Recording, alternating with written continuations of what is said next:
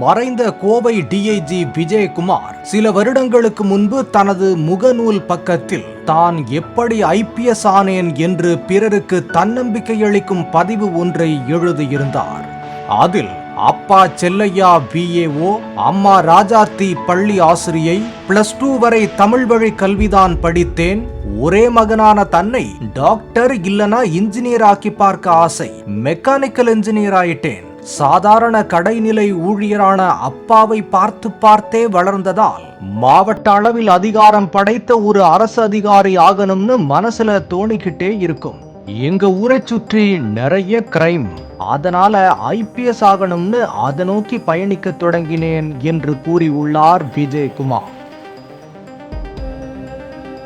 கல்லூரி படிப்பு முடிச்சதும் சிவில் சர்வீஸ் தேர்வுக்கு தங்கி படிக்கும் அளவுக்கு வசதி இல்லாததால் 1000 ரூபாய் சம்பளத்தில் ஜெராக்ஸ் கடையில் வேலைக்கு சேர்ந்து படிக்க ஆரம்பித்தேன்.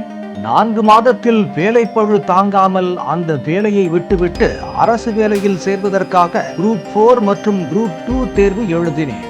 இதில் குரூப் 2 தேர்வில் தேர்ச்சி பெற்று 2000வது ஆண்டில் இந்து சமய அறநிலையத்துறையில் ஆடிட் இன்ஸ்பெக்டராக பணிக்கு சேர்ந்ததாகவும், அங்கிருந்து குரூப் 1 தேர்வு எழுதி 2002ஆம் ஆண்டு டிஎஸ்பியாக தேர்வானதாகவும் குறிப்பிட்டுள்ளார்.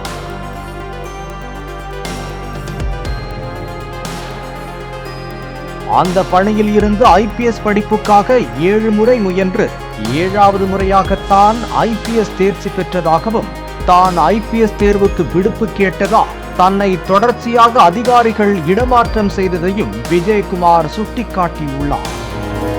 சிவில் சர்வீஸ் விண்ணப்பத்தில் விருப்ப பணியில் ஐபிஎஸ் என்று மட்டுமே எழுதினேன் என்று குறிப்பிட்டுள்ளார் விஜயகுமார்.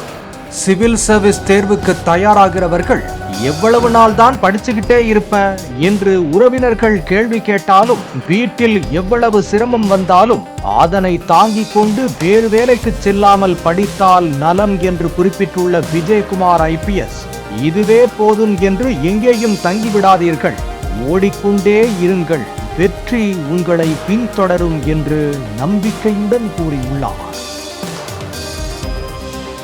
இவ்வளவு தன்னம்பிக்கை உள்ள ஒருவர் இதன் காரணமாக தடம் மாறி இந்த சோக முடிவை தேடிக்கொண்டார் என்பதே பலருக்கு வியப்பை ஏற்படுத்தும் கேள்வியாக உள்ளது.